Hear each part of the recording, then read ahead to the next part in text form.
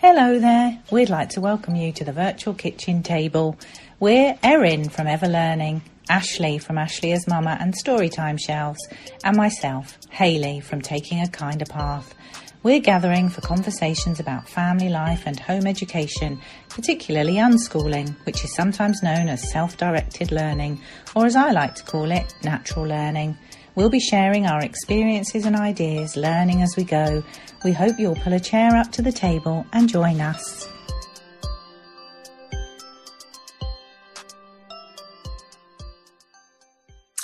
Welcome back to the virtual kitchen table. It's Erin here today, and I'm going to be chatting with Ashley. Hello, Ashley. Hello. And Hayley. Hello, Hayley. Hello. I'm so glad to be back. We're very glad to have you back. Oh, thank you. Especially because we're going to be talking today about one of your blog posts that, well, I guess I read it quite some time ago. So it's really nice to have you back today, Hayley. We have definitely missed you the last few episodes. Oh, thank you. I've missed you so much too. So, okay. So, and as I was saying to both of you ahead of time, I think we always say our conversations are pretty spontaneous, but today's, I feel, is very spontaneous. We talked about this idea a while back, and just given the timing, I don't think any of us have super prepared in any kind of way, or even read these articles in the last couple of days. Ashley, you might have, but so yeah, we're coming in pretty fresh. So let's see where we go with this. And I'm saying articles because Hayley, you had written two. You wrote an initial one, Feel Like a Rubbish Parent, 9 Things to Remember When You Doubt Your Parenting. So I think that's where we'll dive in today, is talking about that blog post, just maybe kind of supporting the idea that often we really don't always feel that great about our parenting despite our best intentions. And what I love, Hayley, is that you wrote a follow-up post, which is kind of like the practical next step, which is what to do when you feel like a rubbish parent, 13 steps to dealing with parenting doubt. So yeah, so I think we've decided to start with the initial idea of feeling like a rubbish parent, which I think, I like the title, Hayley, because it definitely catches your eye, and it's kind of like, nobody wants to think of themselves that way, right? But I think most people know that feeling of just coming up short, or I don't know. I remember, because I think I first read this a couple of years ago at least. I'm looking at, so it was published in 2020. So yeah, it might have been a few years ago that I read it. And for me, what it was just kind of this sense of like, oh, somebody else knows that feeling of just being like, oh man, I messed up, or I've been not in a good mood with my kids lately, or I completely misunderstood what somebody needed. And I know for me, I think probably especially when my kids were little, because you're really trying to get it right, and you're first coming into your identity, I guess, as a parent, and what kind of parent are you going to be, and how are you doing at that? I would have moments of like real shame if my mood was not great, if I missed the mark on stuff, if I lost my temper. And it's kind of a fine line, because we're not aiming for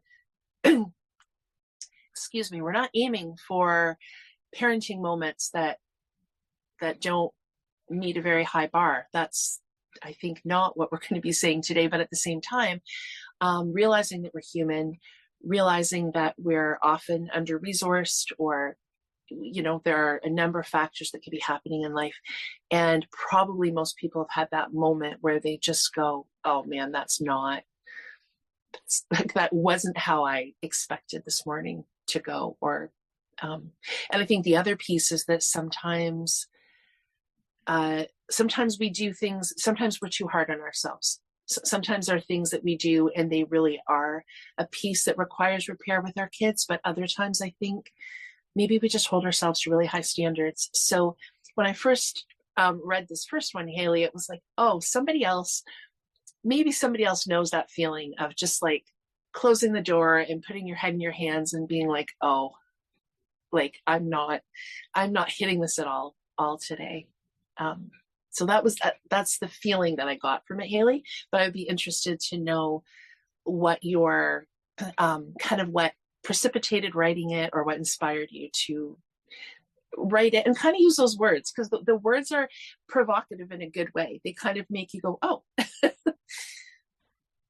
Yeah. Oh, well, thank you for all you've said, Erin. Yeah, I think I'm just looking to see when I wrote it, and I was just sitting here thinking, right, so when I wrote that, I had a 7-year-old and 2 teenagers, and my eldest was just in her early 20s then. So I think, yeah, it was a busy time. And I think, yeah, as I say in the start to the post, I have felt like a rubbish parent many times, and I think I love what you just said about sometimes there are things that you need to do, and then other times perhaps there's not necessarily things that you need to do, but you obviously do want to feel better. And I think the fact that I wrote the 2 posts, I think that the first one, yeah, was about I suppose pausing and trying to get ourselves to feel better before we necessarily have to think about what we need to do, because of course it's really important to repair with our children when we need to, of course, but also equally we're human, and that's something our children learn from us, isn't it, as we go through life, that we're human and we're going to make mistakes, and that we don't want to spend our entire life apologizing for ourselves, because we shouldn't, none of us should need to do that at all. So I think, yeah, it was very much like most things that we write, I guess we're often thinking about what we need to hear and what we're working through ourselves. And it was during the start of COVID and everything, I think, so it was a difficult time all round. Everybody was facing even more stress than normal life might present to us. Yeah. And I feel slightly uncomfortable coming back to this podcast, when the last one I came to, I think, was when we were talking about my writing. I'm not sure. But obviously it was you guys that decided to do this, and then I just hopped on because I was feeling well enough. So thank you very much for choosing to look at my posts. And I'm so sorry that I haven't been with you all. I'm going through chemotherapy at the moment, so I'm feeling pretty good at the moment. But yeah, as you can imagine, some days are more difficult than others. So I'm really pleased. Yeah, I'm really pleased that I was able to. The timing all worked out, and I was able to hop on and chat with you. Yeah, today. Yeah, I should have started by saying that.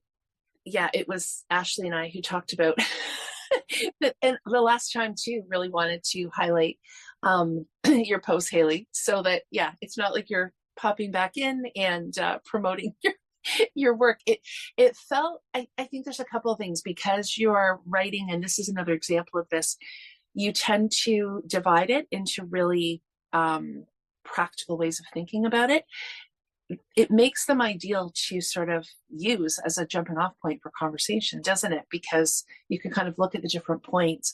But also because we have been missing your perspective, it was like, oh, we're missing Hayley. And I mean, the initial reason I think that I connected with you about the podcast was just because I had always your writing had really resonated with me. So yeah, it's it is strange time, but I'm also really happy that it worked out this way, because it also feels, when you're talking about somebody else's writing, you're giving your own perspective, and it's kind of helpful to have you right here. So yeah. Oh, thank you. I really appreciate that. Oh, you are welcome. Just so good to see you. Ashley, anything on that coming to mind? You guys have done such a wonderful job. I'm just nodding along with everything you say. And yeah, Hayley, we've missed you so much. So this just seems so perfect that you're here today. And then in just regards to these 2 pieces, what I really like is and how we're having a conversation about this is that it helps, I guess, normalize that we all have moments of feeling like a rubbish parent. And I think sometimes, like, we know it's not just us, like, we're not the only ones who feel like we're messing up with our kids, or, that we could be doing better or whatnot. But it's just a nice reminder, I think, that it's not just you who has these hard moments and these feelings of being a rubbish parent. So I think I really like both of these pieces that we're going to be talking about. And then I think to have a conversation around it too is just really nice for people who, might want to listen to a podcast episode after reading the pieces as well. So yeah, I'm looking forward to the conversation. Okay. So just diving right in here. So one of your very first points, Hayley. So in response to 9 things to remember when you feel like a rubbish parent is it's because you care. So remembering that it's because we care that we are even noticing or reflecting about our relationship with our kids, and kind of how I think a lot of it is, imagining how things feel to them when we're interacting with them in various ways. And there was something right up kind of before you get into the actual points, Hayley, that I think is kind of related to that. And there's a line here. It says, sometimes the sheer weight of parenting responsibility can feel like it's crushing our very soul. And it's like, yes. Yes, that's so true. Oh. And you're looking, does that sound dramatic to you now? Yeah, it does a bit. Yeah, it does a bit. But I feel it, some days definitely. Yes, it's real, isn't it? It's a big thing we're doing, having these little people in our lives and trying to do our best for them. Yeah. Well, and I think for me, like, it's funny because I had worked with kids. I had babysat for years. Like, I had spent a lot of time with kids and with families, day camps individually, but I didn't really understand. And I don't know, maybe this is for better or for worse, but I think that, like, kind of parenting trends and expectations, I think changed quite a lot kind of as I was having my children. So it's always hard to know if that's actually like a sociological phenomenon or if that was just my own, self focus. Like, I'm in this role now and it feels bigger than I thought it was going to be. But I do think things shifted. So, having grown up in the 70s and 80s where, parents were considered good parents if they had any sort of little car seat for their kids. And, a lot of people my age talk about, their parents talking about, carrying them home from the hospital as a newborn with no car seat and those sorts of things.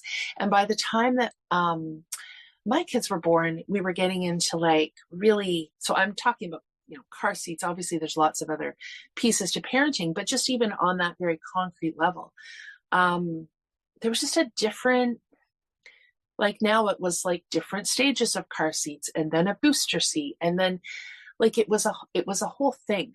Parenting was a whole thing. And I even think about like picking up my kids' little friends or my niece and nephew and having to make sure that we had the proper boosters and all those kinds of pieces. Whereas my memories of growing up was like people would just pile in a car. Like it just suddenly, and again, it's hard to know what the timing was, but when my first child was born, and I think just even during pregnancy, I was kind of like, there's so much more to think about than I thought there was.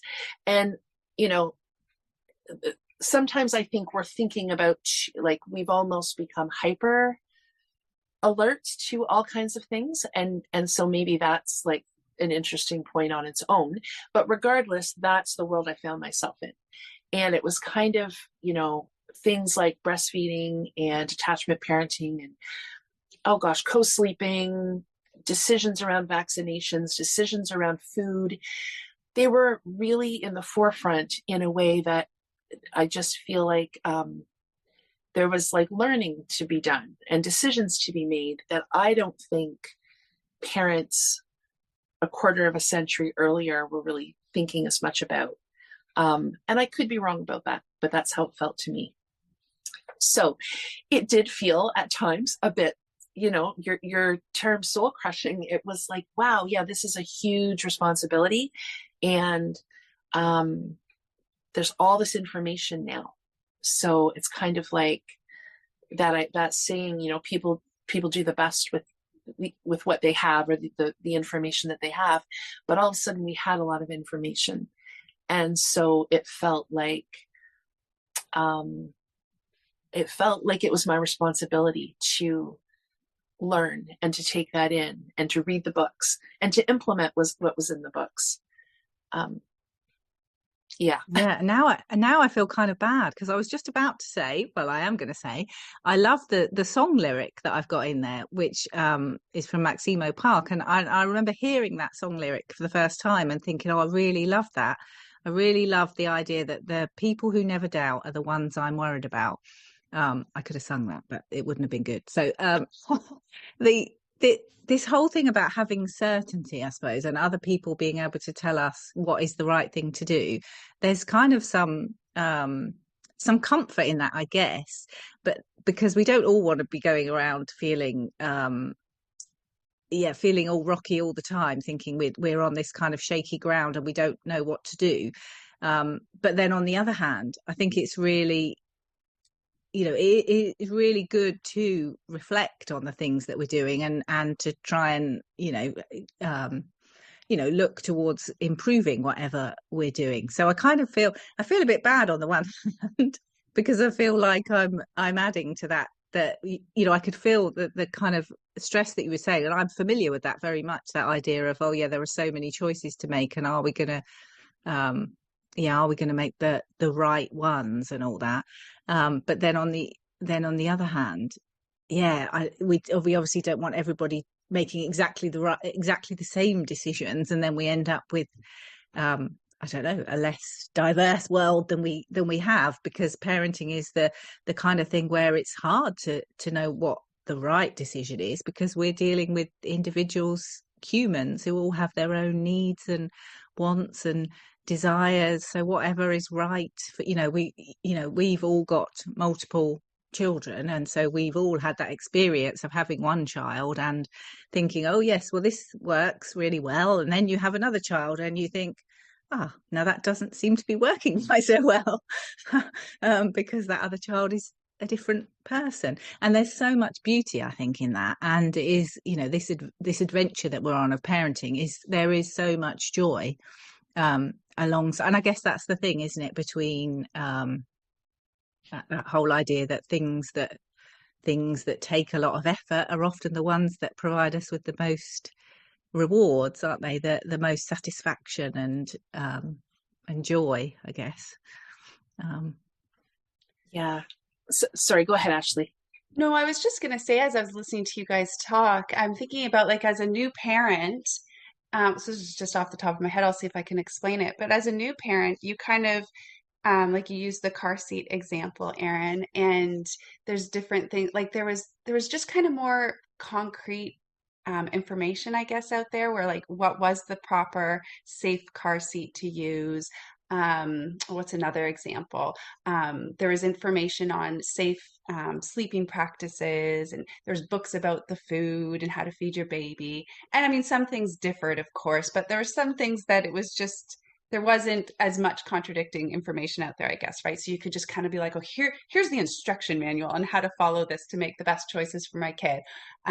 It's obviously not that simple, but I feel like when your baby's really little, it's all about, just keeping them safe and healthy, and attending to their needs, right? You want to make sure they're fed, that they have their sleep, that they have a clean diaper.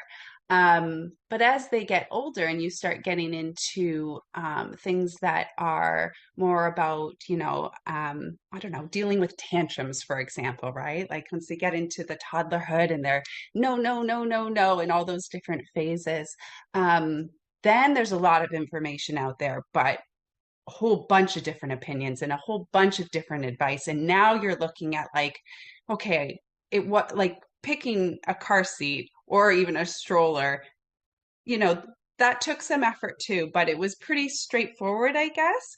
The car seat's such a good example because it's like you start with this one and then you go with this one and then you move into this one. So it is a lot, but it's kind of laid out for you based on the weight of your child and the height of your child and all that. But once you get into things with dealing with, I guess, just like an older, like a toddler or a 3-year-old, and it just continues, there's still so much there's more information out there, I guess is what I'm saying. And it's overwhelming because now you feel like you have to learn so much more to take it all in and then put all the effort in to think about, well, what do I think? What feels right to me? And it's hard, I think, like this just from my own experience, because when you pick up a book or you open up a blog or you listen to a podcast, whoever is giving the message is kind of like, this is the message. This is the right thing to do. This is what will work for you. And I think the ones that I was drawn to and continue to return to the much more often was the messaging around that would like encourage me to listen to my parental instincts or my own maternal gut. And the focus on going back to that focus on the relationship. So yeah, I think it can be really difficult because of what you've mentioned. There's so much to learn. And I know I've heard other people talk about like past generations, parents not having to learn and when there wasn't all the information coming, and as a parent, all you had was listening to yourself or maybe going to family members to ask them advice. It wasn't just all the information. I mean, it's great in one way, but it's overwhelming, I think, for a lot of us. So yeah, that just kind of came to mind that I really found the ones that were most helpful. And I think what I would love to see more of is instead of, books saying, this is how you deal with your toddler's tantrums, it's, messages around like what feels right to you in the moment, and encouraging parents to tap into that a little bit more because everyone's situation is so different. No one can tell you what's going to work best for when those, challenges arise, or those moments that make you go, how do I handle this? So anyway, hopefully that made sense. No. Yeah, I think it makes total sense. Yeah. And I was just thinking as well, when you were talking about the whole thing of looking to our children as well. And obviously at different ages, they have different capacity to tell us how they're feeling and what their needs are and stuff. But the more we can kind of start with them in mind as well, rather than the technique, let's say, because that's what often some of those books are, they've found the supposedly the I don't know, the trick, the hack that is going to get your child to do something, whatever it is that you may want them to do. The more we can kind of focus on what it is that they need, or what it is that, because obviously before they can actually articulate to us what they need, we have to make a lot of judgments. And they're maturing all the time, so at some stages they may think they need something, but then on the other hand, it may be that we have some knowledge about things that have happened in the past that we can kind of make judgments about, or maybe it's something slightly different that they need, and we try that and that works, or it doesn't work, and then we try something new. All of this is kind of a work in progress, isn't it? It's we're adapting, we're trying things, seeing how they work, and then going forward, like in relationships, that's what we're all doing, isn't it? Learning about all kinds of relationships. We're learning about each other and what we need. And what was I saying? I was saying, about focusing on our children. I feel like that, that's a big thing as well, isn't it? Focusing on thinking from the point of view of what our children need, rather than what it is we want society wants them to do, perhaps. I feel like there's a lot of that. There's a lot of society has these expectations, and perhaps they don't always meet our human needs in the best way. And I guess that's a nice thing, because I think there is more and more of that, isn't there? There's more and more of people talking about that, thinking about a needs first kind of approach, rather than a how do we get the child to leave the house. And obviously I know we need to leave the house sometimes, that's fair enough. But I think, do you see what I'm trying to say? Yeah. Absolutely. No, absolutely. And it's, I feel like sometimes what I'm picturing when you're kind of both talking, I sometimes I think things are written almost like a thesis essay. Like, this is, this is what you do, and this is why. And it's very, very, like, I know I've used this word in conversation that we've had before, but like very declarative. Like, this is, and I think that there's, Ashley, you were talking about being more drawn to things that are encouraging, and more, maybe more reflective, like just kind of reflective. And I think it's why I like to think about, and I feel like that's what we do in these conversations, is we're just like, we're curious about things and we're pondering them. So it's not like this is the case. It's like, this is something to discuss. This is something other people might be feeling. It just feels more, I'm not sure if I'm explaining it right, but it's just the idea of identifying that there's, like Hayley, just the example of maybe a child who isn't keen on leaving the house. Like, sometimes it's just nice to reflect about that with somebody, and not feel like you have to come away with an answer, because, the more sort of time we have to think about it, or perspectives that people share, sometimes things kind of sort themselves out. And it's in hindsight that you go back and you think, oh, that's kind of similar to what somebody else found, or that's similar to, I read that in a book somewhere. But it's not these quick sound bites of like, this is proper parenting, this is what to do. And anyway, I won't jump ahead, because I know we have other points, and what I'm going to say might fit in better there. But is there anything else on that one though before moving on? No? Okay. So then, Hayley, so the next point, negativities in our nature. And then I'll just read a couple of pieces here just to kind of get our thoughts flowing. So it says, worry is a part of our heritage as humans. We don't tend to dwell on success. For most of our existence, deadly danger lurked around every corner, and we were busy simply surviving.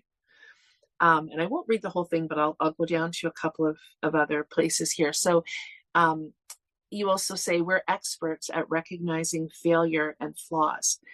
And I feel like often, especially in ourselves, and especially if we have this idea that we really want to do something well. And I think for a lot of people, like, whereas probably for years, parenthood was just something that happened. It was who you were. It was a role. And I think in the last few decades, it's become this activity, or probably better words will come to me later, but it's kind of something that we're taking on and we're doing. And that really changes the pressure. I think it's not just something we kind of a role we naturally find ourselves in. It's like, we want to parent well. It's become a verb, basically. And so I do think that obviously this varies from person to person, but I do think we probably tend to feel negatively about ourselves, or maybe see the failures more than the successes. And maybe even in our own, depending, we might tend to see that in our own kids as well, not just ourselves. But that rings true for me. I think it was when I kind of learned about the sort of fight and flight reflexes that we have. This whole idea that when we detect danger, that our body takes over, and our higher thinking is kind of shut off, because our body needs to be ready to take action, and that seems, a great survival mechanism. And I think because I linked to another post that I'd written before about you, the titles, You Are Enough, and why that's so hard to believe. And I think obviously you can tell that I was thinking all this stuff about why why is it that we don't feel like we're enough a lot of the time? And I was really interested, I think, learning about how our brains and our bodies are trying to protect us. This is you could say it's a really positive part of our evolution, that our body wants us, our body and our brains want to survive, and so they don't mess around with giving us a chance to write down a list of pros and cons when there's what our body perceives to be danger. Instead of us doing that and creating some kind of spreadsheet, it's like, no, we haven't got time for that, we just need to act. And so it does all the things that it does, like enabling us to run faster and sending our resources to our organs so we can act quickly. And I think that I found that really reassuring in a way. I found the whole, why am I so triggered by things? Oh, perhaps it's because, my body is detecting danger, and okay, it's not danger that's going to kill me, but because evolution takes a long time, my brain doesn't quite recognize that. And so the more you ponder on that, the more you can kind of, well, for me anyway, I felt some reassurance in that, thinking it's okay, I'm going to calm down in a minute, I'm going to, remembering that your first response doesn't have to be your only response, that you can that adrenaline will subside, and you can you can take a different path, and just remembering to breathe and stuff like that when you recognize that you're getting triggered. I just found all that really interesting, and I found some reassurance in the fact that this wasn't just me being completely irrational. It's a human thing. It's how we've adapted to respond to danger. And even though we might have a bit of a lag in terms of what that danger is, because we're not all faced with that thing of raging tigers after us, or things like that every day, that perhaps we more of us might have faced in the past. Yeah, I think this has actually been a key piece, like everything you just shared, Hayley, a key piece to me becoming more comfortable with myself in the role as a mom.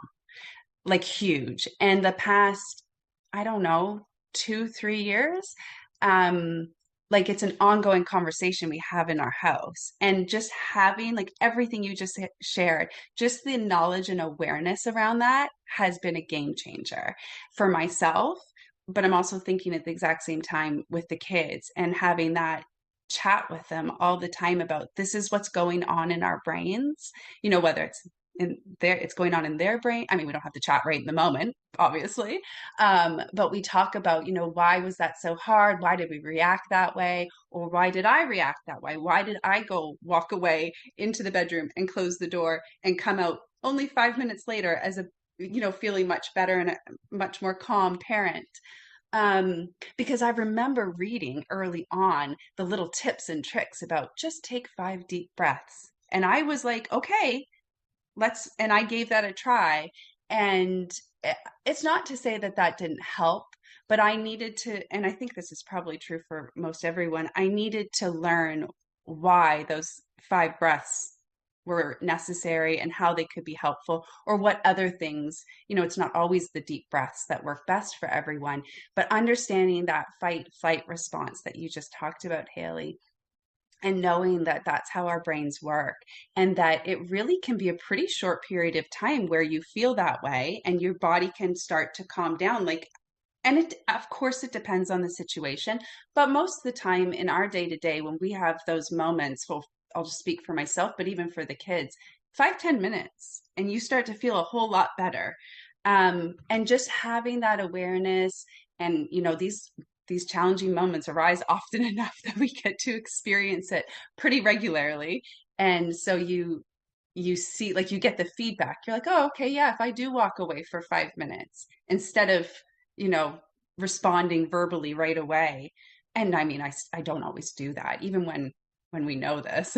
I still have moments where I mess up. And it's interesting when that happens, because in your mind you're going, I know what's happening, but yeah, for some reason I'm still not walking away and my voice is getting louder. So again, that's why these posts that you share are so important. But yeah, I think with this, because what stood out to me in this piece, and this is just the last thing I'll say, and what I jotted down from this section of your post was, we're experts at recognizing failure and flaws. So I think just knowing that that's a pretty typical way of feeling. And because we care so much as parents, it makes sense that it takes some effort to, just recognize that it's okay. Like, we care a lot, so we are going to feel pressure to get it right, and we're going to feel really crummy when we feel like we didn't get it right. And I think for a lot of parents, a lot of times it is when we are feeling triggered and we are reacting because our body's just thinking something really terrible is happening. So I love how this was like early on in your post, because I think that just makes a lot of sense. So yeah. And I just wanted to, before we move on to the next one, there was something else that came up for me around that we're experts at recognizing failure and flaws. And maybe not everyone struggles with this, but I do. It's definitely been something I've thought about myself, and I feel like I've seen it in other people as well. We also don't want to be over recognizing. I mean, obviously we want to talk to our kids if there's something to discuss, but we don't want to have a negative perception of our kids either. And I think this kind of goes along with this idea of parenting kind of evolving into being seen as a job or a performance or something that we are kind of taking on. And I think especially with home education, we can almost feel, I think lots of parents feel like their children reflect them, but I think especially with homeschooling, there can be this sense of like, it maybe feels easier if your child is reading early. And it feels easier if your child is really self-regulated and able to follow along when you're out and not, kind of lose their temper or have moments that are challenging. And so if we're seeing children as a reflection of ourselves, then our success or failure can easily be projected onto them. And so even though I don't think that, I don't know, we're never exactly sure how we're perceived by other people, but I don't think that that's been something that's been obvious that I've done. But I can think, even from those very little moments where you're out and you see other toddlers doing stuff and you think, oh, my kid's not doing that yet. Or my child wouldn't have shared that easily. Or, wow, that they're speaking in full sentences, or any number of things. I think we can have that negative voice that's, really, I think it's a reflection of us feeling that we're not performing properly, but it can get projected onto our kids. So it's not that I think homeschool parents are the only people that are, I think this might be a universal parenting thing, but I think particularly when you've decided to live and educate in a way that you feel is we know it's being watched more than if we just sent our child to school. It really ups the ante on that not only do we have what are probably pretty natural feelings that way, but now there's this added pressure for our kids to, whatever that looks like, whether it's, quote, behavior, whether it's academic performance.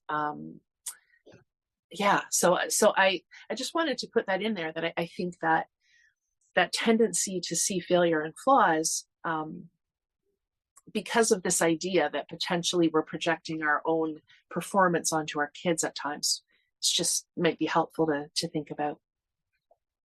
I can think of instances where people have said to me things like, perhaps it's been a family do and we've been playing games or something, and one of my children has not known the answer to a quiz question, or they've said something that I don't know, they've thought something was you know, something different to what it actually is or was or whatever. And I remember somebody saying, oh, the homeschooling's going really well, isn't it, Hayley? Something like that. And you think, oh, now, you know, if it had been one of the other children that were present, perhaps they'd done something, you know, could have equally thought the same thing, or done, you know, that would have been, you know, that would they have said that, oh, you know, school's obviously doing a great job, isn't it?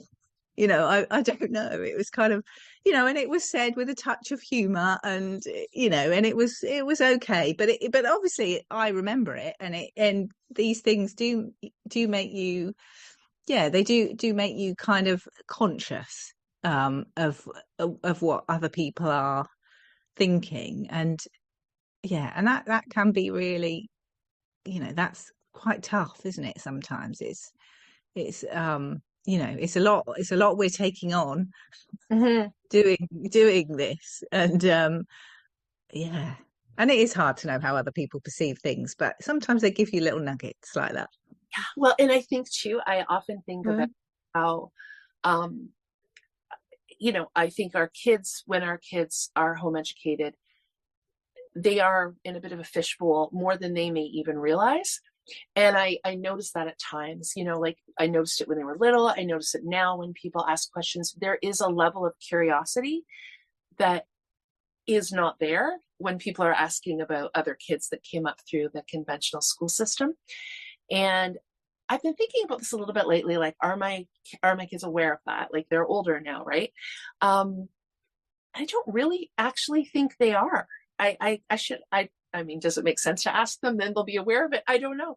But it's like, I think because, I mean, as much as I could, you know, homeschooling was kind of normalized as just the option that our family was choosing. So, you know, we were part of, you know, quite a few different pieces of homeschool community. So they had close friends who were homeschooling, and often they would maybe be at like events or lessons or something where there would be like a range of kids.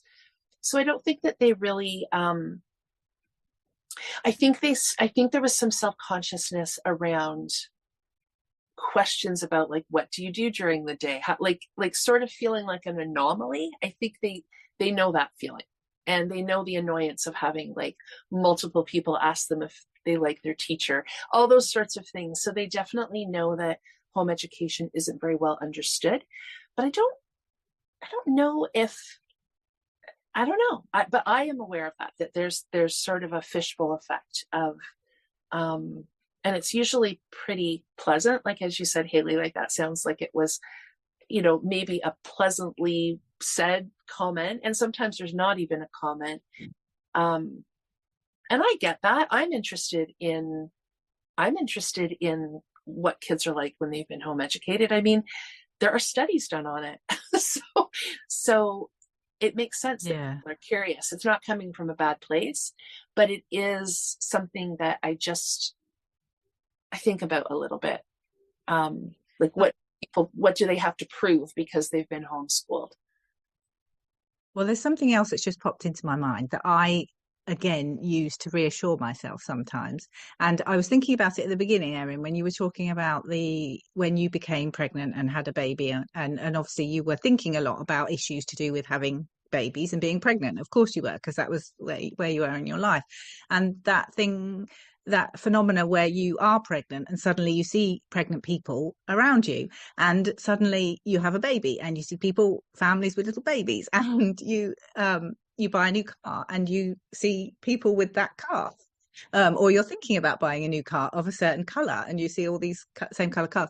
And I remember learning about, and I'm gonna get it wrong probably now, but it's something like the reticular activating system, something like that. The thing in your brain that if you are looking for something, you will often find it. So if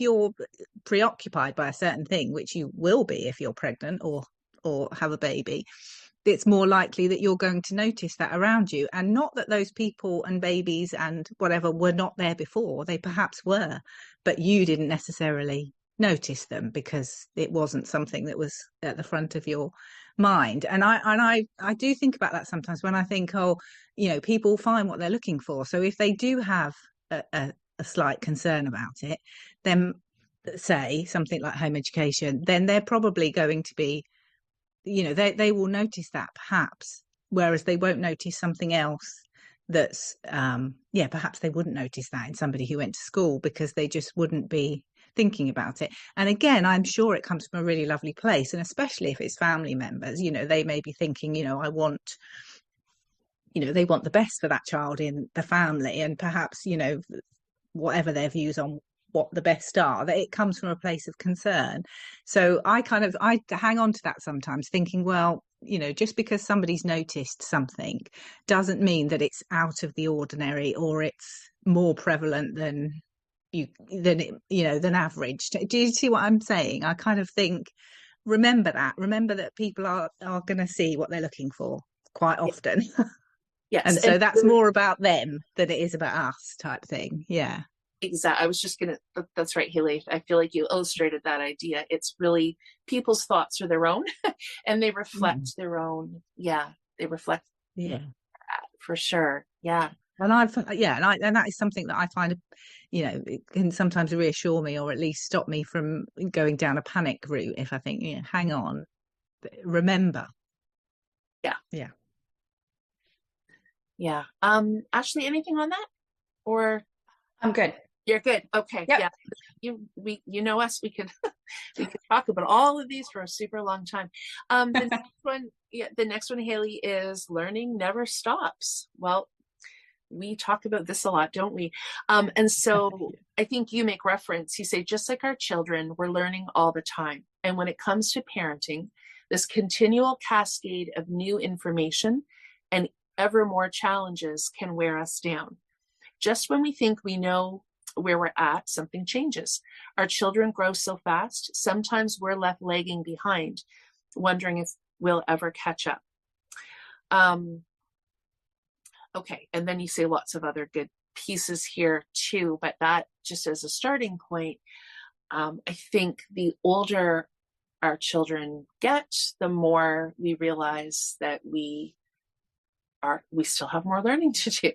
And it's almost like every new phase that they come into. So I think sometimes it's new information that we want to understand more about, but sometimes like we're getting to know kind of a new version of them as well. So it's like information that we might want, like kind of outside information, whether that's, maybe they're entering a phase where we want to understand more about social media, or it could be as practical as like understanding things about the rules of getting the license in our particular area, whatever. Even those things to a degree are taxing on us. It's like, now there are all these milestones that we kind of feel like we have to understand. Like, just to use that license example, like every now and again, I remember thinking, well, wait, do I have that right? If they want to get this license by this time, should we be working on this? Like, it's that timing thing that, there always feels like there are new facts to make sure we're on top of, so to speak. But then there's the relationship piece, as I mentioned, like they're not brand new people, but they're kind of new people coming into each phase. Or they might be doing a bit of a back and forth where, 1 hour we're really familiar with who they are. And then in the afternoon, we're like, wow, this is new. This is a new interest. This is a new concern they're having. This is a new level of independence that I didn't know they were ready for. And so there's that work that's such personal work, I think, for us. It's learning that has a lot to do with us. We're learning who they are, but we're also learning how do we feel about who they are now in this new phase. Yeah, I feel like there's so many different things we could talk about with just this section. So I have a few different thoughts, but just listening to you talk, Erin, it made me think how I feel like I'm like a broken record saying this on this podcast, but for me, like as I'm listening to you talk, I'm like, this is just another reason and a reminder to me why it's so important to stay in connection with our kids, because they do, like, we think we've got them figured out, and they probably think they have us figured out, right? But people are always changing and growing and evolving. That I mean, it just makes sense to have a healthy relationship. You have to stay connected with one another. But it's different for our kids too, because I mean, they really are actually, they're growing up before our eyes, and they can change so quickly. And, we want to respond to their needs at the end of the day in a way that's helpful to them. But the way we show up and do that, they might, depending on where they're at, that could look quite different from one day. I mean, there's some things that stay pretty consistent. I don't mean to sound like our kids are constantly changing and we can never know them. But I think it just makes it, I guess, like easier in a way if we stay connected with them. Whereas if there's so much time apart and we're not having those regular connection points in whatever way that looks like, it's almost like not starting over, but you have more work to do, I guess, to figure out how to best be with them and support them. Okay, so I'll stop there actually, because I had other thoughts, but they're not totally connected. I'm hesitating. So then the next one down, is related and yet a little bit different. So so the next one is seasons change, but some of them are awful stormy. So, what I would take from this, Hayley, as far as kind of this idea of some things to remember when we're feeling like a rubbish parent is, so let's just talk about those two together for a minute. So the learning never stops. So remembering that, kind of this whole parenthood thing, it's not like a one and done. We don't have kids decide that, we're going to learn all that there is to know, and we get to check off a box that says we're, there we go, we've arrived as a parent. If we want to have that relationship that I think you're describing, Ashley, we need to always be, I think it's, I think I'm maybe using should language, and I want to come back to Hayley's gentler language around this, which just things to remember. I think it's helpful to remember that we are always learning. So it's kind of like we could frame that in a couple different ways. We could say, we've got to remember that there's more to learn. We have to stay on top of it. Or we could be gentle with ourselves and just be like, yeah, we're learning. Just as our children are going through this phase, we're also learning about it. We're learning who they are. We're learning who we are. And then that second one that I mentioned around seasons change, but some of them are awful stormy. Just, remembering that, right? There are going to be times that either life circumstances make things difficult. Maybe a particular child is going through a stage that it's taking us some time to figure that out. Maybe it's siblings. Sometimes there are dynamics between siblings, and there can be like a prolonged period of time where, we're just kind of doing what we can. So I feel, Hayley, like that as a reminder is helpful, because I think as humans, well, I don't know about anybody else, but I hear lots of people say this, and I definitely feel this. It's like, well, once this, and this is done, then we'll relax and we can do this. Once we get through this, once we get this task finished, once so-and-so is feeling better about this, we'll be on smoother waters. But that's all right. It almost feels like we're thinking of things as a checklist. And then I think when we remember, there's going to be, it's kind of normal. Other people are going through ups and downs, and parenting was never supposed to be like a course that you take and you graduate and you're good to go.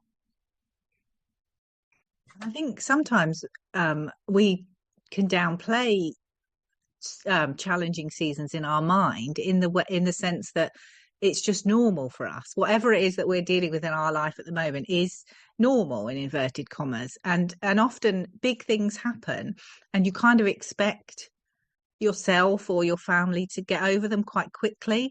But actually, if you were to tell your story about what's happening in your family to somebody else, they might say, well, that's a lot going on for you right now. It's fine for you to be tired, or it's fine for you to be a little bit more grumpy, or it's fine for you, but things do become normalized, don't they? They things happen. And also there's this tendency, I suppose, that you think, oh, I should be getting over these things quicker. Whereas that's, we all take whatever time we take to, when we lose a loved one, there's, we all know that grief isn't a straight path, and it doesn't happen the same for everyone. And we, sometimes we just need to give ourselves a bit more of a break. I think that's what I'm saying, is how my daughter said something funny earlier about, we were talking about heights in the family, and her cousin is taller than her, but is younger. And we were just talking about how other people were taller in the family or something. And she said something about us being normal height. And one of my other daughters said, no, I think we are quite tall. I think, and she said, no, we're just normal. Yeah, well, we are to us. We're just normal. But and it kind of, you could kind of feel her thinking about it, because then I sort of said, oh, remember, so and so is smaller than me, so and so is smaller. Yeah, but they're just small. Maybe it was a kind of funny conversation that we were having. But wherever you are in your life is kind of normal, isn't it? And I think we're quick to well, hopefully we're quick to think, to give other people a break and think, oh, they're going through a really tough time right now, let's just give them a bit of a let's give them a bit of a break. But we don't always do that to ourselves. I think that's what I'm saying. And I think that's nice sometimes to just remember that maybe you're downplaying all the things that you're going through, and it's okay for you to need more. It's definitely okay for you to need more sleep. You don't have to have some badge of something terrible is happening in your life for you to need rest, or for you to need sleep, or for you to need to cry or have a hug or whatever. That's being a human, isn't it? And that's okay. I think I must have been reading A Little House on the Prairie when I wrote that. Awful Stormy. Just reminds me of Laura Ingalls. It has a Laura Ingalls vibe to it. Yeah. Ashley, do you have anything on that, or? No, I don't. I realize I'm looking ahead, and I feel like my last comment, I jumped ahead. So hopefully that still works okay. It doesn't. But no, I don't really have anything to add. The only note I made from this section was, well, I made two, and I think for myself, it's been a helpful reminder anytime, but particularly when times are, feeling more challenging, is that, like, I forget how you word it in there, but I made a note, Hayley, like, time for sure will pass, right? Like, time will keep going. And we know that as time goes on, things do change. And that's often, not always, but it's often helpful. And that's been a big reminder. I mean, when my eldest so when I had my firstborn, and I was up a lot throughout the night, which, like many parents, I found really hard. And I had to really lean into the embracing this moment as special. And it was, connection time between the two of us. And it was important. It was really hard because I was up a lot with my firstborn. And I had a little phrase of, like, I think it was, this too shall pass. So obviously, I read that somewhere, right? This too shall pass. Just that little reminder in the moment, like, I'm so exhausted. I don't want to be awake right now. I know I'm going to be woken up again. This isn't forever. This is just for right now. And that little reminder was enough, right? And I said that to myself a lot. There's been other, times throughout the years where, maybe I'm having a tough time, or one of the kids are going through a rough patch or something, and this too shall pass. Like, that's one thing I know for sure, that, in almost any situation, this too shall pass. I said I didn't have much to say, but I have one more thing to say about this, because I wrote down a second note was, going along with it, that time will pass, but that, and this is probably pulled right from what you wrote, Hayley, but as time passes, we gain more knowledge we typically gain more knowledge, we get more experience. And then I also wrote down, and maybe, or hopefully, we also get some more support. So I know like lots of times when times are feeling tough, especially just as a family or a parent, we often are doing it, you know, alone or just within our family. Like there's not that village that people often wish that they had. And I won't jump ahead this time because I know later on, Hayley, I think maybe in the next piece you talk about, you know, getting that support. But I think that's another thing that can happen. Going back to that example with my firstborn waking me up lots throughout the night and, you know, having a tough time with that, remembering time will pass. And then I found support in a book.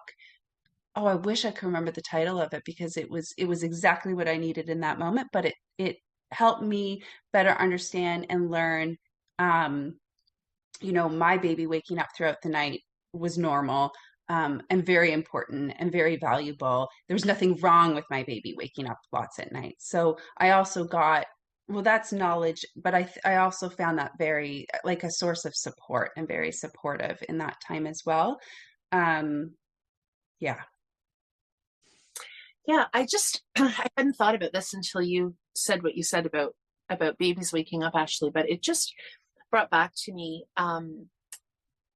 again, going back to my original idea of sort of norms of parenting changing through the decades, and perhaps we might be these last couple of decades in the midst of one that I think is more difficult for a few reasons. I mean, you brought up the lack of community, and I think as our world has become busier and busier, you know, more people working long hours, lots of expectations around evening activity. Like there's so many reasons for this. We won't get, that's like a whole other topic, but so there's that piece.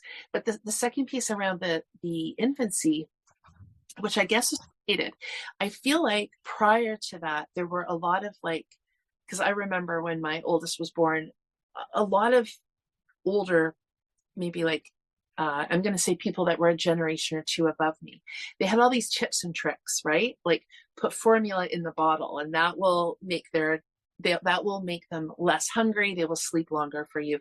There were, you know, make sure you put the baby in this position. They will sleep more deeply. And then you were, you know, challenged with the fact that that was the advice that was being debunked in a lot of the things that you might have been reading or parent groups or whatever. But so much of that advice, so much of parenting advice for many decades before this, probably last quarter of a century, was really based on making things easy for adults, right? So if you even look at discipline of kids, it's not so much about kids developing an internal sense of themselves or empathy toward other people. It was more about what's going to keep them quiet, what's going to frighten them into not doing that again, whatever. And so I think you said something about like it's normal for my baby to wake up and it's important for my baby to wake up. And I did finding those sources so helpful, you know, just so helpful to kind of be like, okay, there's nothing wrong with my baby because they don't sleep through the night. There's nothing wrong with my child because they say no to some things. And so that's that place where I think it's the distinction between feeling like a rubbish parent because we truly feel like, you know, something really got misunderstood between our child and us today, or we just really have not treated them very well this morning or whatever, versus feeling like a rubbish parent because we're kind of stuck between people's advice and our child isn't performing on cue, you know, that some of those parenting experts are telling us. So the whole rubbish parent thing is confusing. And when I read it originally, I took it very much the first way. Those moments where I just feel like utter crap about what I've said to my child or what I haven't done. But I do think there's that other piece too of like, someone's going to ask me if my child, or we're staying over at somebody's house and they're going to see that my child's up 3 or 4 times tonight, or I don't know what, needs something unconventional maybe they eat a cookie first thing in the morning to get us through so that we can get regulated and sit down and have breakfast. I've just totally outed myself on that one. But anyway, sorry, I don't know if I kind of got us off track there, but I just wanted to, that's what came to mind when you were talking about that. Okay, so did we talk about, so this next one is relationships matter most. I don't think we've talked about that one. So Hayley, I'm actually just going to read your words here because I think they say so much. So worrying about the future, fixating on the shoulds and the have-tos, or our own fear of failure can lead us to forget. And then we remember. Our relationships with our children are what matter most. With our relationships intact, we can cope with whatever comes our way. We might even consider our flaws to be a gift. Who wants to hang out with perfection? Those are mighty big shoes to fill. So those words I think are so helpful. If you are a primary caregiver, like who's like an at-home parent or a homeschooling parent, something that I often thought about is how much time there was for kids to see our warts, so to speak, because I remember being out at like community centers that had there was one in particular we went to, and there was a childcare center attached to it. And I would see parents coming and picking their kids up from childcare, maybe like 5:30, 6 o'clock. And I would think to myself, you know, they'd have the big hug, and I'm thinking they'll go home. I don't know. It probably didn't go this smoothly, but in my mind, thinking that I was feeling burnout from the day and maybe my kids hadn't seen the best side of me, I was thinking I could be a better parent. Like if I came and gave my kid a hug and let's see the picture you drew today. And we went home and we had a fun bath. And then we did 2 stories and we're done. And then they would be super tired from the day because they probably got there early and they had been with kids all day. So whereas our life felt so unstructured at times and disorganized and just like, oh, I don't know. So I do remember having moments thinking I could be a better parent and I think there's some truth to that. Like, it depends how you look at it. I think my kids would have had a different image of me if they hadn't just had like 12 hours before that of me, and then nighttime parenting and all of the things, right? But at the same time, I think I'm glad we kind of struggled along together because it was so real. Like your words there, Hayley, about being big shoes to fill.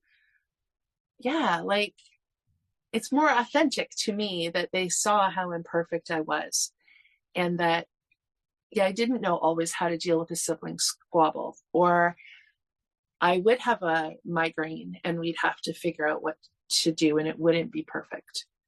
But yeah, I just find those words reassuring. Like, are we really looking for our kids to see us as perfect cookie cutter parents? Yeah, they probably won't anyway, will they? However hard we try. Yeah, I think again it was just me trying to make myself feel better.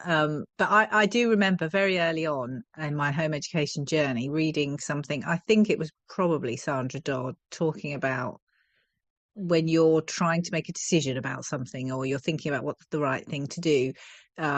Is it going to build or is it going to break your relationship? And I remember hearing that and thinking that's really powerful. That's a really powerful measure for whether or not something is a good decision to make. And that's obviously stuck with me. And yeah, we talk so much, don't we? We talk so much on this podcast about how that connection piece that you mentioned, Ashley, and the relationship with our children, how that is the thing that unites us, I guess, isn't it? That's the thing that we're all wanting, aren't we? We're all wanting the best relationships with our children. Mm-hmm. And I think I just want to back up and say too, because we assume that, like I was making that assumption about those parents hugging their kids and picking them up, but I also worked outside the home a fair bit. So I also know that feeling of driving home and thinking, I can't wait to reconnect with my kids. But I was more burnout than I thought I was from the work. And then you come home and you think, okay, I haven't seen them, for this pocket of time. we're going to have this time together. And then stuff would come out of my mouth or, my body language. And I was like, oh, actually, I'm more stressed out from this than I realized. Or I'm not as in tune with this as I had planned to be tonight. Or I'm feeling like I want to connect, but my kids are off doing this. And so I just want to maybe say that as a caveat that, we can assume the grass is greener, right? But we know from having different experiences sometimes ourselves that some of this trickiness can be, regardless of circumstance, for sure. Okay, so it's okay to make mistakes is the next one. Maybe they're the wake-up call we didn't realize we needed, jolting us back to the present, reminding us what matters most, and offering us an opportunity to be and do better. And when we make mistakes, that's our chance to model for our children how to make amends and to show compassion for ourselves and others. So a little bit related to what we talked about with these last two, but like, yes to all of that. And it reminds me a little bit of the episode that we did, I think it was with Esther Jones, and it was deschooling imperfectly, maybe. And it was, I think the idea was that there are times that, we say things to our kids or decisions are made that come from like an older part of ourselves before we had maybe done some of the work or the rethinking. But in the big picture of the relationship that we have with our kids, it's like the relationship still holds. Our kids are seeing the longer view of our interactions with them. So what our intentions are really shine through. Not that we have to be, not that we can't have some imperfections here and there. I Go ahead. Sorry, Erin.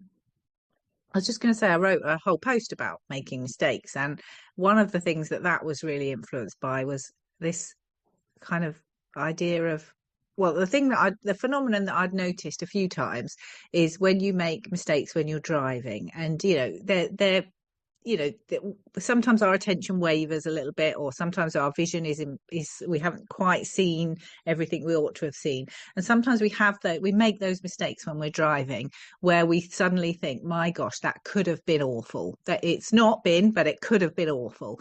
And when that happens, we are so then often very much more attentive than we might have been before. And I was thinking about that a lot, thinking about how powerful that is in terms of mistakes being a learning opportunity. Because if we do something with our children, say we shout and we didn't want to shout, often that'll be afterwards. If we can quiet ourselves enough to not be focusing on feeling bad about ourselves, if we can sort of deal with that part of it, often that can be when things can go really well after that, because we're actually that bit more attentive and more reflective and more thoughtful and putting in a bit more effort, I guess, because we think, I really don't want that to happen. And I think sometimes those times it's kind of like conflict. It's when often when there's a row in the house, and you don't want that to happen after. Obviously, none of us really want that to happen, but often afterwards we'll actually all feel a lot closer, or the people that were involved in that conflict may actually feel a lot closer. So it's unfortunate that we have to go through something that doesn't feel very nice, but actually what happens after it can be really beneficial and really powerful. And I think I was thinking a lot about that. Yeah, I love all of that so much, and it makes me think about, like you said, Hayley, it's unfortunate we have to go through that, but that is just life, and that is just relationships. So I think about how it makes more sense to me to have those real relationships with my kids, and to go through the tougher moments and the conflict, not just for the sake of our relationship and within our family, but that gives them a chance to I don't know, like learn and understand that is a part of relationship, and how to navigate it, I guess, because they're going to go off and they're going to have their friendships and their relationships, and maybe and hopefully, a family of their own one day. And that's going to be part of it. I mean, there's no there's no avoiding it, I guess is what I'm saying. And so why not, in a safe relationship and in a safe, comfortable home, navigate that with those people, because you're going to have to go out and navigate that with other people anyway. So I see it, yeah, as helpful, I guess, in the moment, but then also for later on for our kids as well. Yeah. Something just came to mind. Yeah, like just thinking about the car thing. And thinking about sort of things to remember. I think that's the name of this post, things to remember when you feel like a rubbish parent. And I just had another thought of maybe something else to remember, is that so just the reason that my memory, I think, was kind of triggered by the car example. So just a couple of days ago, I had an experience, and it wouldn't have been, I do know what you mean, Hayley, about having those moments where you think, oh, yeah, that could have been bad. This wasn't one of those. This was a mistake in the sense that I misunderstood where a street went. And so I won't get into all the details of it, but essentially I moved into a different lane. It was fine from a safety perspective, but it clearly irritated somebody behind me. So I guess technically I'm not actually sure if legally it was a mistake, but maybe, I don't know. The person in the van behind me was clearly agitated. So, the horn went and arm went up, and in my mind, it was a pretty big overreaction on their part. Like I see people do that all the time, just kind of hesitating where to go. Anyway, what I realized it brought up in me, I mean, it brought up lots of things at once, right? Like I was angry back, but the first thing that comes up for me is shame. Even at times, if it's not my mistake, but somebody else is putting that on me, I have this feeling of like shame that comes up, and it feels like very young, like a very young child part of myself, like, oh, like I've made a mistake, and there's just this sense of like me being a problem, basically. And I think that, I don't want to speak for anybody else, but I think when I've had those moments where this idea of feeling like a rubbish parent, and maybe first reading Hayley's post, I think for me, it was those moments of feeling like I made a big mistake, and that's not okay. Like that sense that maybe many people have. I don't think everybody has this, but I think many of us have young child feelings of, I've done something wrong, and that's not okay. It's not okay to make a mistake. It's not okay to. And so I just kind of wanted to say that for me, I think that's that whole card thing just brought that to mind, Hayley, but it's sort of a cascade of thoughts there. But when we're feeling that way, remembering that sometimes these can be really old feelings. It's not that imperfection is, as you said, Hayley, sometimes it can lead to good things. We don't all want to be robotic, perfect, parents, but that sometimes those really intense feelings are coming from perceptions of whether it's okay to miss the mark sometimes. And I feel that definitely. And that's why I wrote the post, all about making mistakes, because I was trying to make myself feel better. Totally. Yeah. It is hard, isn't it? It's tough to get things wrong. It feels horrible. And there are all kinds of feelings that come up around that, isn't there? That we have to, manage somehow. Mm-hmm. Okay, so we're doing pretty well, you guys. We've got 2 or 3 left, so we'll go through them, and some of them we might have sort of covered pieces of them, but if not, we can chime in about it. But so the next one, Hayley, this one sounds a bit daunting at first, but it's interesting to see your spin on it. Our children are always watching. So you have a James Baldwin quote here. Children have never been good at listening to their elders, but they have never failed to imitate them. As parents, we're powerful models for our children. Not only are they acutely aware of our behavior and attitude towards them, but they're picking up messages about how we treat ourselves. And what they see will impact how they treat themselves and others, and ultimately, if we're lucky, our grandchildren. When we show compassion and kindness today, especially to ourselves, not only is that a gift for those close to us, but we're sending ripples out into the world and a lasting legacy down the line. So I love where you went with that, because, again, coming from that kind of shame, don't want to make mistakes perspective, if you read the words, our children are always watching, it sounds like, we really can't mess up. But yeah, grip. Yeah. Yeah. But Sorry.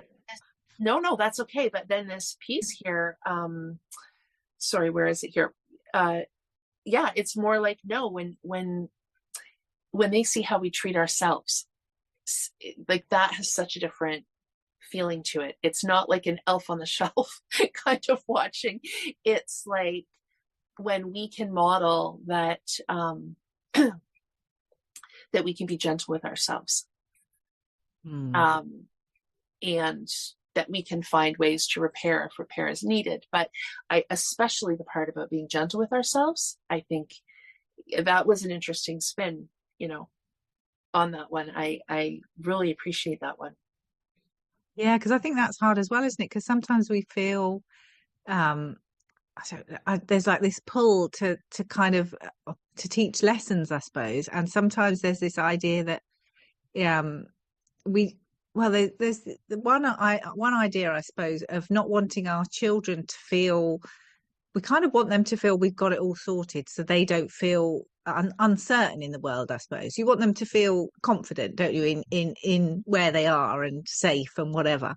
So I suppose, so you could argue from that point of view that we should, hide our mistakes from them, because that might make them feel concerned that we haven't got it all sorted and they're going to be in some kind of risky situation. But that's tough, isn't it? Because really it's the opposite.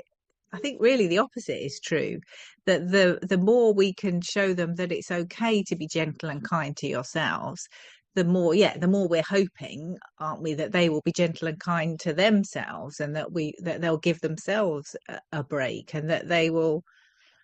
Yeah, I mean, it is hard, because I remember having this conversation with my adult children about how they thought that adults had it all sorted. And then suddenly they realised that, the more they talk to us and other, friends and family that are adults, they think, oh, actually, we haven't got all this figured out. And it is genuinely, we're all still learning.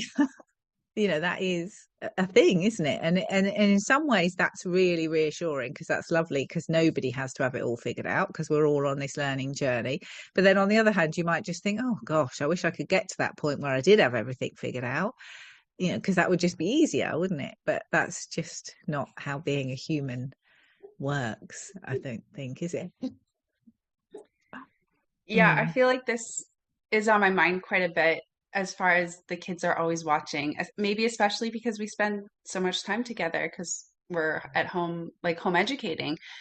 And I have to be careful here. I have to give myself pretty regular reminders, because there is pressure there, knowing that, once you do understand that the kids are more likely to learn from watching us than from what we tell them, you're like, oh my gosh, right? But I think looking at the big picture, the one thing that keeps coming up for me with this is that it has made me, it's going to sound cheesy as you say, has made me a better person, which I do think is true, that my kids have helped me become a better person. But more specifically, it's made me more aware of how I treat myself, because I am very aware that they're listening to me. And, if I mess up, or if I think of something and I, want to maybe criticize myself, or I don't want to, but that might be something that comes out, I kind of stop myself, and I'm just aware that they're always watching and listening. And I mean, sometimes I still say things and I go, oh, but it's just always an opportunity for a conversation, I think, right? Or a discussion around that. But a little bit around that idea of the opportunity, I guess, to show our kids that nobody has it all figured out. I do still think, and I remember this as a kid, it just still appears that way. And I think part of the reason, or at least listening to the feedback I get from my kids, especially my younger one, you know, maybe it seems to them like adults have it all figured out because, you know, in using his words, adults get to do whatever they want. You must have it all figured out because you get to go do whatever you want, which, you know, my automatic reaction is, I don't get to do whatever I want. Let's go through the day. I didn't really want to do the dishes. I didn't really want to do the laundry. But I also talk about how I really see where he's coming from. And I got to choose to do the dishes, and I could have made a different choice. No one was making me do it and all of that.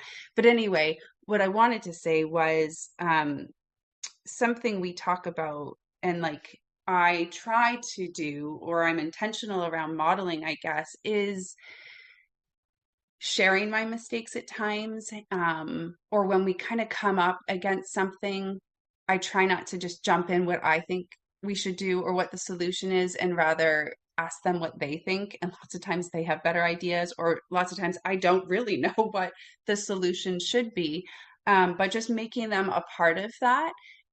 But like you said, Hayley, like being mindful, like we want our kids to be confident that we will come to a solution, I guess, right? And it's not all on them. And my youngest in particular can feel quite anxious at times. So I'm also mindful of that.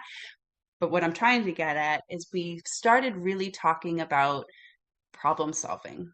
So when we don't know, well, that's not a problem because we know how to figure it out, or we don't have to, maybe we don't know right in the moment how to figure it out, but we know that we don't have to be alone in feeling like we don't know what to do, and that we can come together. I'll often be saying things like, well, there's 2 brains here, or there's 3 brains here, or, you know, the 4 of us together can figure it out, that it's impossible to always know what to do. And sometimes we're going to make the wrong choice, or we're going to make a mistake, but we can come back, and there's that always that. And now my youngest will come to me often and say, I need us to do some problem solving. So I think by having, you know, it wasn't a one-time conversation, right? It's very much a part of our, not every day, but that ongoing conversation around, yeah, it's okay not to know, and we can problem solve. Yeah. It just reminded me actually of another conversation that I had earlier with a different daughter, and we were talking about budgeting, and we were talking about money and budgeting, and she said something to me. She said, oh, well, you know, every yes is actually a no to something else. And that kind of, the whole thing about making decisions is, it is really hard because there would have been a different path that you could have taken if you'd made a different decision, isn't there? And maybe there would have been really good things that would have come out of that other decision. But sometimes you just need to make a decision. You need to move on. And like you've just said, Ashley, it doesn't mean that you're in this kind of gully that you can't get out of. You know, your path can meander and you can come back. And it's, you know, we talk a lot, don't we, about life being an ongoing conversation with our children in this podcast, definitely. And I think that's really important thing to think that, and I suppose I'm kind of thinking back to the regrets bit before about how, you know, when I didn't know some of the things, like I didn't know about home education until I did. And I can't really, you know, although there's a small part of me that regrets that I didn't know sooner, I don't really regret it because I know that it's impossible. I couldn't have known till I knew. And when I knew, then, you know, that our path went a slightly different way because we knew, and that's okay. And it's remembering that as well sometimes, isn't it, about not getting stuck too much in regrets about what we've done or what we feel, if we feel that we've made those mistakes, or that our children have seen things that we wish they hadn't seen, like they hadn't seen us shouting, or they hadn't seen us call ourselves an idiot, or whatever it is that we've done. It's kind of like, well, the path's not stopping here. The path is going on, and we can make a different decision next time, or we can talk about why we made that decision, and we can have that ongoing conversation so that our children can, and us, we can all learn from whatever it was that happened that perhaps we'd rather it didn't happen, but it did. So on we march from here, if that makes sense. I had a dog barking loudly outside. So, so this brings us to our last couple. Don't believe everything you think. It might not be true. Just because someone says it or thinks it, whether in our own head, berating ourselves for being so rubbish, or criticism we receive from others, we don't have to believe it. We get to exercise our judgment in heeding what we think or think we've heard. Truth is a slippery customer, shifting through time and space, fluid and in flux. And whatever the truth of the moment, it doesn't define us forever. So there's a little bit more there. But when I read that, like, I just feel the freedom of that. Hayley, like, whatever the truth of the moment, it doesn't define us forever. So we could spend a lot of time going back and forth in our mind about, did we make the right decision here? Did we make the wrong decision?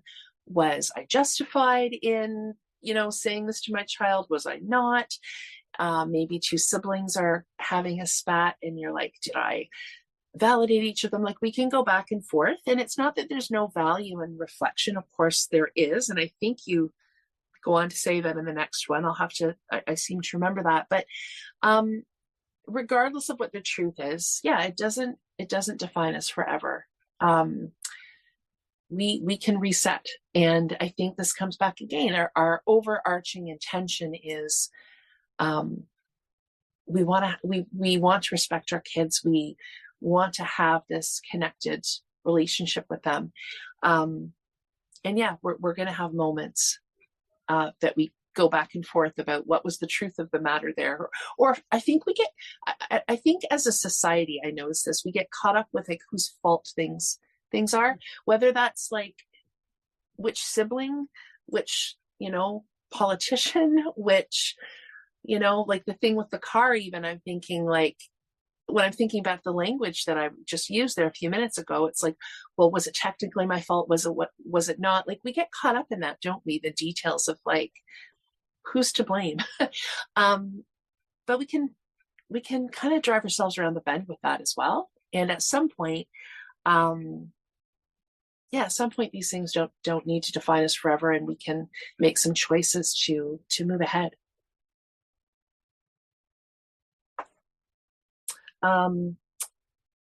This is our final one, your final point, Hayley. I feel like it rounds it up nicely. Feeling like a rubbish parent can help us be a better one. So we've touched on some of these pieces, but I think this kind of sums it up as we finish here. Certainty can hamper our progress. Being too sure of ourselves can make us unwilling and unable to see when we've messed up. And without reflection, we're unlikely to improve. Doubting our parenting doesn't mean we're a rubbish parent, but neither is it a get-out clause. It's no use believing that because we're capable of reflective thought, we must be doing okay. We've got to do the work. When we're wallowing in our own worries and obsessing over our own inadequacies, there's not much time and energy left for anything else, and our children deserve more. We deserve more. We need to get over ourselves, and you have that in bold, which I like. We need to get over ourselves so we can be there for our children. And I know that's not easy, but in an upcoming post, which hopefully we'll be talking about soon, I'll be sharing some ideas on how we can heave ourselves out of the pit of parenting doubt and despair and emerge stronger and even closer to our families than ever. So I'm looking forward to talking about that one as well.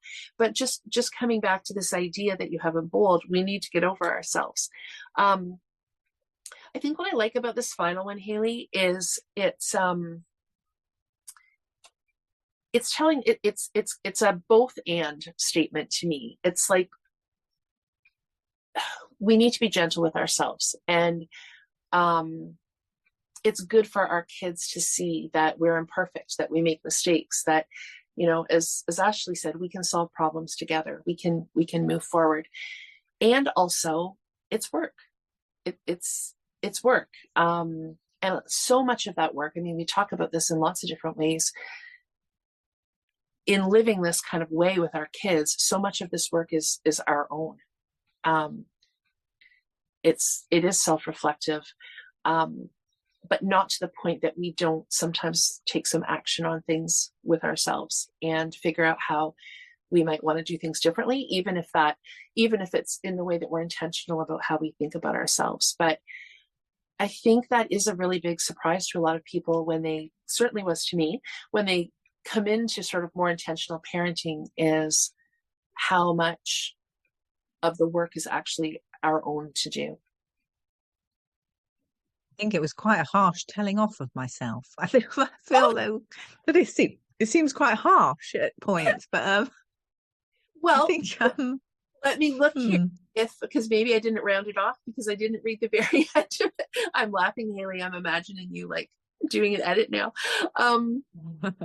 Yeah. I really liked it. Yeah. I thought it made a lot of sense.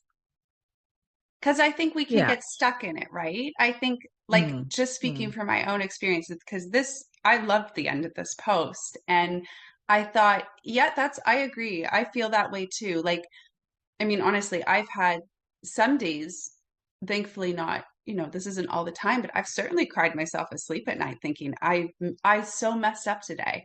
And the guilt, right? That guilt you feel. And for me, I've had times where it hits me at night because the kids are asleep and I'm lying in bed and I just start crying because I'm like, that is not the type of parent I want to be. And harm was caused. And I cry. So I think that's good, right? You feel those feelings, you acknowledge those feelings, you feel them. And the crying, I'm sure, doesn't feel great. Well, sometimes it can feel good in the moment, but you just feel awful. And then I wake up and I know this now. So even when I'm crying, I can think, I'm going to wake up in the morning and I'm not going to feel, I might still, I'm not going to feel good about how the day went the day before, but I'm not going to feel this upset anymore. I know when I wake up the next morning, and maybe that's not true for everyone, so I don't want to speak for everyone, but that's my experience. And I think part of that is I've got over myself, right? Like I've had my feelings but I need to move on. And I know, like I said earlier, time will continue on, life will go on.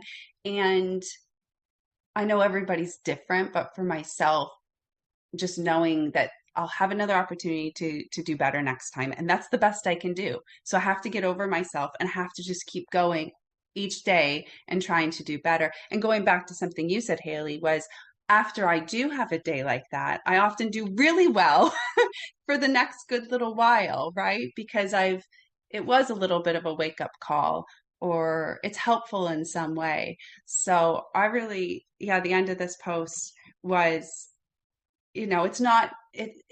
I think you've done such a good job talking through all of it. And then at the end being like, kind of like, and now we must carry on. We need to move on, because not only do our children deserve it, but it's what you said, that's what we deserve too. Because it doesn't do us any good. It doesn't do anyone else any good if we just stay stuck in this place of, I kind of picture a parent throwing their hands up in the air the next day, just going, well, I'm no good. I'm not going to get it right again anyway. So why bother trying? I mean, that doesn't do anybody any good anyway. So in a way, I think like, get over it, get over yourself in a way, and carry on. Well, and I think, oh, sorry, go ahead. No. I was just going to say thank you, Ashley, because I was just going to say, sorry about that. I was just looking at that bit where I've got the post next to me here on the screen, and I've got it kind of at the bit where it says, and our children deserve more and we deserve more. And I think that is so, that is so important. It is about, and all the things that I write about parenting, I think right from the beginning was really because I found so much more joy and from the things that I was learning about parenting by reading the books that I'd read and by listening to the podcasts that I'd listened to and whatever else, I found so much more joy and love and whatever in my parenting, I think, that I obviously felt compelled to share that. That's why I started writing a blog, because I just thought I want to share these things that are making my life so much better. And I think whenever I'm talking to parents, I think, what I want for you is to enjoy this experience a bit more. And that's because the more we can enjoy it, the more that, hopefully our children will enjoy the experience as well. And I think one of the things I think about a lot in terms of my children is that I am not making, I can't remember who this comes from. It might have been from Connection Parenting, possibly the book, but the idea that we can't make our children do better by feeling worse. Once the more they feel bad about what they've done, that does not mean that they're suddenly miraculously going to be so much better at dealing with the same situation next time. But what does help us to get better at dealing with situations next time is feeling that we're able to share with people what we're struggling with. We're able to get the support that we need. We're able to give ourselves a bit of compassion. We're able to give other people compassion. And those kind of things help us to then do better in the, if those situations arise again, don't they? Rather than just, punishing somebody and expecting from that they're somehow miraculously going to know how to act better next time that situation goes. But sorry, I interrupted you, Erin. No, you just solidify. No, what you've said and then what Ashley said, I feel like those are gems because I think where this kind of topic can become, it can be tricky because obviously we don't want to do things or say things that have an impact on our children. We respect our kids. That's why we're thinking so much about this. To your first point in the post, Hayley, is that sometimes we might have a pretty strong awareness of how things can affect our kids, and so we're conscious of that and we want to be mindful of that. So I appreciate, Ashley, I feel like you were just very real there in saying, I can't remember what your actual word was, but it was like there was impact from this. I feel like damage might be a strong word. You used a better word, but it's like there was somebody, I don't know. Do you remember the word you used? I think I said harm was caused. Harm. Okay. Harm was caused. And so I feel like there's these two kind of, there's this one kind of road when we're thinking about parenting, which is like, most of what we've been talking about today is we have to be gentle with ourselves sometimes, and we have to take care of ourselves, and we're worth something too. It's of course there are going to be different ways of thinking about things, and we're going to be imperfect at times. And so there's that really sort of parent supporting way of thinking of things. But then there's another very child supporting thinking of things, which is why we're probably so mindful in the first place of kids need to be respected and kids' feelings need to be validated and all those sorts of things. So, I think it's this very, and it's why this stuff is so complex, because we're like a bunch of human beings all trying to manage our own needs and respect other people's needs. And it can get really, really messy. So I think you just saying that, Ashley, I've had moments of that too, where I can say, I think I caused harm today. I think this had a really negative impact. My child might remember that I said that for years, or they might remember that I let this happen, or I didn't respect them in this way. And also, to your point, Hayley, there comes a point of reality that, we do need to get over ourselves. We need to say, that wasn't just one of those things where I can call a friend and my friend goes, no, I'm sure they didn't take it that way. Sometimes we know our kid took things a certain way. And yet we do still need to have our release and decide how we're going to move forward. And so, Hayley, I'm not going to remember the quote that you think you said. It might have been from Connection Parenting, but that kids don't do better from feeling worse. Yeah. From them, is the idea from them feeling worse or from knowing that we're feeling badly? I think the idea is that none of us necessarily do better from feeling worse about ourselves. Got it. I can't remember I mean, I'm not sure if it is that book or not, but the idea that by making people feel worse, you're not likely to be doing really well at getting them to behave better next time, if you like. Right, which is conventional parent. That's that idea of make them feel let them see the impact they've caused, let them feel shame, and they will change their behavior. And I think when I think about the distinction between that and what you said a little while ago, whereas sometimes these difficult times help us reflect and not want to repeat, it's not in the shame, it's not from that feeling, that place of feeling awful that we don't repeat. It's from those later moments, like Ashley, it's after the cry. It's that decision to move forward, not getting stuck in the feeling, or at least that's kind of the way I'm interpreting it. Yeah, and I kind of feel like, sorry, I was going to say a connection is, I feel like connection is a thing that as humans we all are drawn to. We all want to connect with each other, and I feel like genuinely we do want to care for each other as well. And I think sometimes that people kind of feel like sometimes people need to be pushed to that more, that maybe they wouldn't do it on their own. But sometimes I think when you try and push people to do things, you create a resistance that kind of disconnects them from that natural sense of wanting to help others. Because I think they've done studies, haven't they, on little babies, and little babies have been able to show amazing amounts of compassion and kindness to other babies or to adults. When you think, how would they have known to do that when they're so small?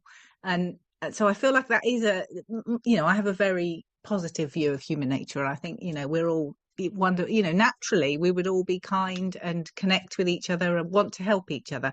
And of course that doesn't always happen, but I don't feel like that's a fault of humans. I feel like that's perhaps a fault of, well, not a fault, but that's because of other things that are happening. It's, other things have got in that way, and other things have got in the way of that. And it's about, I suppose, how we can support our children as much as possible to try not to harm that natural instinct that they have to want to connect with other people and to help other people. And punishment is definitely something that I think gets in the way.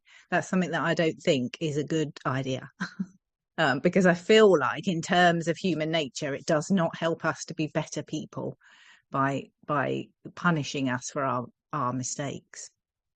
And that's very complex, obviously. There are different levels of mistakes that people make, obviously, and it's a very complex situation. But generally, my belief is that punishment is not a great form of trying to get people to improve their behavior. Ashley, did you have anything? No, I'm good. You good? Okay. It felt like we all had brainstorms at the same time there, so just wanted to make sure. Okay, well, I think Hayley, I'm just going to read this sort of last sentence of the post. So it says, we can learn from our experiences, find ways to comfort and calm ourselves, and develop skills and strategies that can help us shift our mood and our mindset. So I feel like that is kind of summing up the things to remember, and probably transitioning into some ideas and some kind of concrete strategies. And yeah, I would love to come back and record an episode based on that next post that you wrote, Hayley, which kind of gives us some action steps to consider, right? So when we're feeling like we're stuck in that place. So thank you so much. This is Hayley, thank you for writing in such a way that it makes it really, just really straightforward to kind of move through some of your ideas. Oh, well, thank you very much for reading it and discussing it. And thank you to everybody for listening. I'm very grateful. And I'm so pleased to be back with you all, back on the podcast.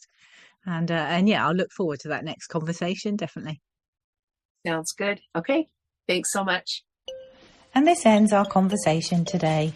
We hope you found it interesting and helpful. If you'd like to connect further or see additional content, Erin can be found on the web and on Instagram at Everlearning. Ashley can be found on Instagram at Ashley as Mama and Storytime Shelves. And I, Hayley, can be found on the web and on Instagram at Taking a Kinder Path. We'd love it if you'd share this conversation with anyone you think might like it. And if you've enjoyed this episode, maybe you'd consider leaving us a review. We'd love to hear your thoughts. We're so grateful you made time in your day to listen to us chat. Thanks so much for listening.